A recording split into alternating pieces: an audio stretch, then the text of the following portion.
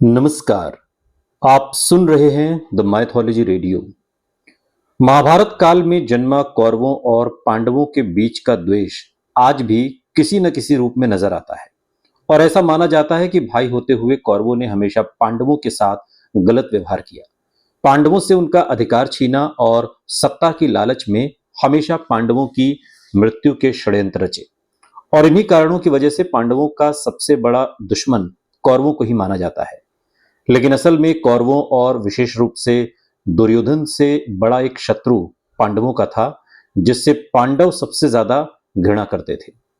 शिशुपाल भगवान श्री कृष्ण की बुआ का पुत्र था, यानी कि श्री कृष्ण पांडवों और कौरवों का भाई था। शिशुपाल के जन्म के समय उसकी 3 आंखें और 4 हाथ थे। जब शिशुपाल की माता ने शिशुपाल को देखा तो उन्हें उस बच्चे को त्यागने का फैसला लेना पड़ा। लेकिन तभी भविष्यवाणी हुई और भविष्यवाणी ये थी कि समय आने पर शिशुपाल के जो 2 हाथ एक्स्ट्रा हैं या जो तीसरी आंख है वो गायब हो जाएगी। और जिस किसी भी व्यक्ति की गोद में जाने से शिशुपाल के साथ ऐसा होगा, वही उसका काल बनेगा। जब श्री कृष्ण ने शिशुपाल को गोद में लिया तो उसकी तीसरी आंख और 2 हाथ लुप्त हो गए।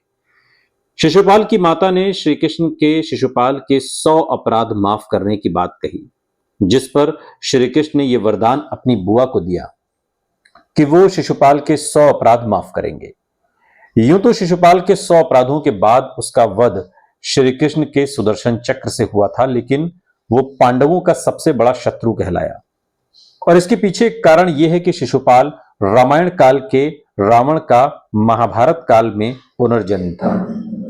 श्री कृष्ण के माता रुक्मणी से जब विवाह किया तब क्रोध में श्री कृष्ण से बदला लेने के लिए शिशुपाल ने कौरवों का साथ दिया और उन्हें हर एक चाल सुझाई जिससे पांडव पराजित हों।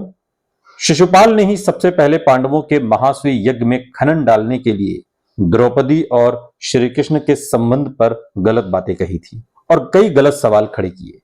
इसी कारण से श्री कृष्ण ने भरी सभा में शिशुपाल का सिर धड़ से अलग कर दिया था और पांडवों को उससे मुक्ति दिलाई थी।